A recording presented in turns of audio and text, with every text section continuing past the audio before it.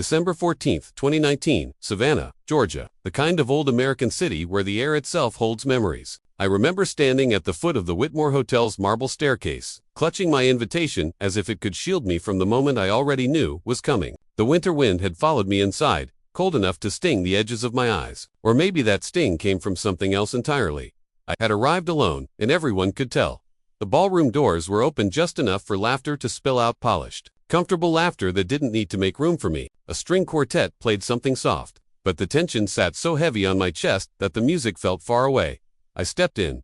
The scent of roses, champagne, and polished silver hit me all at once. Candle flames flickered along the perimeter, making shadows dance on the aged cream walls. For a moment, I just stood there, letting my eyes adjust, letting the weight of the room settle. My family was clustered near the front tables, already glowing in the warm chandelier light like they belonged there. I never really had. Alyssa, my sister, the bride, saw me first. Her smile faltered, just slightly, the way someone reacts when they spot a stain on an otherwise perfect photograph. Then she looked away, tugging her husband's arm as if guiding him back into her world where nothing was ever out of place. I moved forward, quietly, carefully. An usher appeared, polite but rushed, gesturing toward the fringe of the room.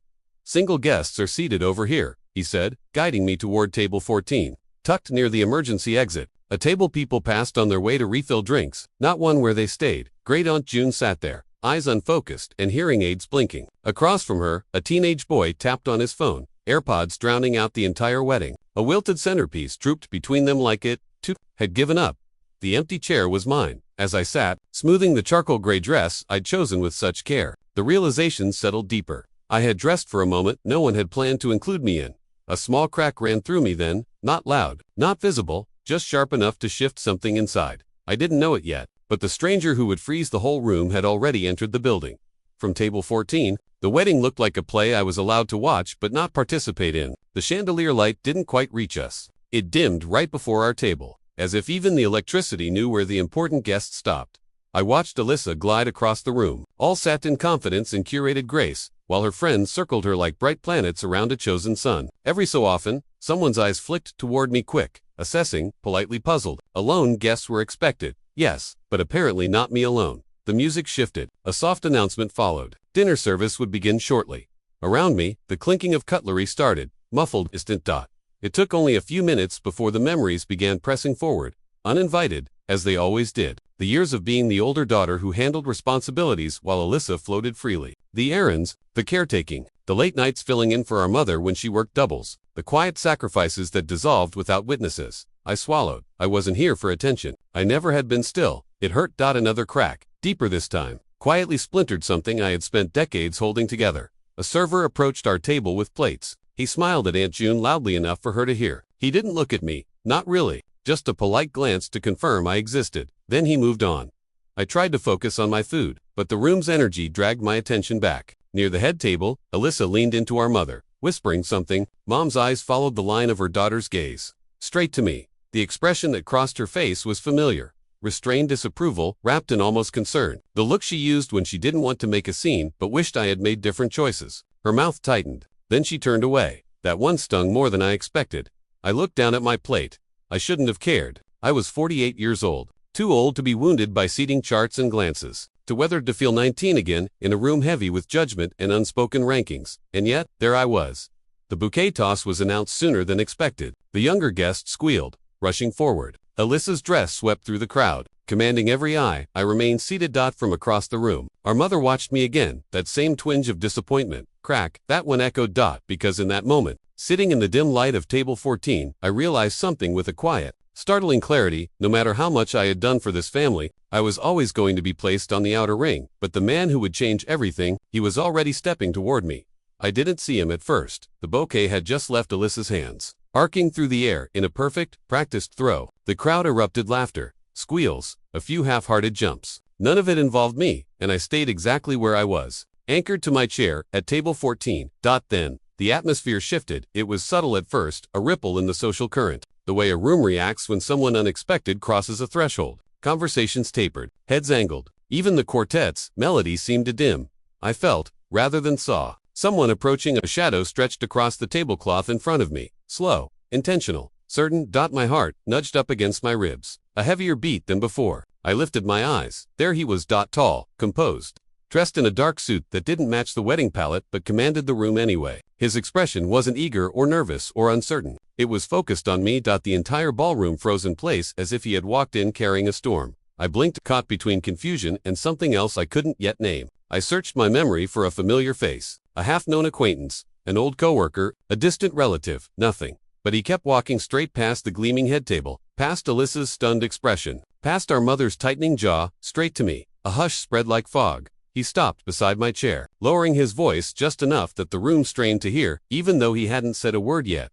"Is this seat taken?" The words were simple, steady, too gentle for the tension they produced. My breath caught. Somewhere near the front, someone whispered, "Who is he?" Another voice, sharper, "Why is he talking to her?" Her, always, her, never my name. An old sting rose in my chest, but the stranger's presence shifted its weight. He wasn't looking at the others. He only watched me as though I mattered in a way no one here had ever suggested. I opened my mouth, unsure of what answer I even owed him. He pulled out the empty chair before I could speak, sitting with a calm certainty that pushed another crack through the room's composure. My mother's hand flew to her chest. Alyssa's smile vanished entirely, and as the stranger settled beside me, his voice softened, familiar, in a way that reached into a part of my past I had buried under years of obligation. "It's been a long time." My pulse stopped cold. Because suddenly, I did know him, and the truth behind our past was something I had spent decades trying to forget. For a moment, the ballroom dissolved. The music, the perfume, the murmurs, all of it blurred into a distant hum as his words settled into my chest. "It's been a long time, 15 years. To be exact, 15 years since the night everything had fallen apart. 15 years since Ethan, the man now sitting beside me, had vanished without explanation, leaving behind a silence I had carried like an unpaid debt. I didn't speak, couldn't. My throat tightened around every unasked question I had buried. Ethan's eyes softened, reading the shock etched in mine. He leaned in slightly, but not enough to invade the fragile boundary between us. "I shouldn't have disappeared," he said quietly. My breath shook. Not visibly, I hoped, but enough that I felt the tremor deep inside. He chose the worst possible moment to return, and yet somehow, the only moment where his presence could reveal every fracture my family had carved into me. Around us. The wedding celebrated nothing. People stared openly now, forks paused mid-air, conversations suspended. Even the quartet stumbled for half a beat before recovering. Baum was the first to move. She stepped away from the head table, her smile frozen in place, her posture tight enough to betray the panic simmering beneath her practiced grace. Alyssa followed a step behind, both of them approaching as if trying to contain a spreading fire. Ethan straightened as they arrived. "Ethan," Mom said, her voice too sweet, too stretched. What are you doing here?" He didn't answer her. His gaze stayed on me, steady, grounding, almost protective. A crack formed right down the center of the family image my mother curated. Alyssa recovered faster than her. "You two know each other," she pressed, scanning between us, searching for a foothold. Ethan finally spoke, his tone calm but unshakably firm. "We were engaged." A collective gasp rippled across nearby tables. My stomach tightened. The air thinned. I hadn't heard that word, engaged, spoken aloud in more than a decade. Not since the night Ethan left after my mother's quiet campaign of disapproval and manipulation had worn him down. The night she'd insisted I would ruin my life. Choosing him. My mother's face drained of color. Alyssa blinked as if trying to recalculate the last 15 years. Ethan's jaw tightened. I owed her the truth. And I'm here to say it, finally. Another spike tore through the room. Because this wasn't just a reunion, it was a reckoning my family never expected to face. And for the first time in years, I wasn't shrinking, I was watching the truth. They'd buried rise right in front of them. The room felt split in two. The polished celebration Alyssa wanted, and the quiet storm building around our table. For once, I wasn't on the outside looking in. My family was the one scrambling to understand what had just surfaced. My mother steadied herself, fingers tightening around the edge of a nearby chair. "This is neither the time nor the place," she said, her voice sharp enough to cut through the music. Ethan didn't flinch. It became the time, the moment she walked in alone. The words hit harder than I expected. Not dramatic, not heroic, honest. Alyssa crossed her arms, trying to salvage control. "So what? You two were a thing years ago. Why show up now?" Her tone was light, but her eyes betrayed the fear of losing the spotlight. I recognized that look, the same one she used on childhood stages when she sensed attention drifting from her. I inhaled slowly. I didn't want a scene. I didn't want revenge. I didn't want an audience. I just wanted the truth to stand without collapsing. So I finally spoke. "He didn't leave because he wanted to," I said quietly. "He left because Mom convinced him that being with me would destroy my future." And I believed her. Mom's lips parted, a denial ready, but Ethan cut in gently. "She gave me an ultimatum," he said. "Leave her, or ruin her life."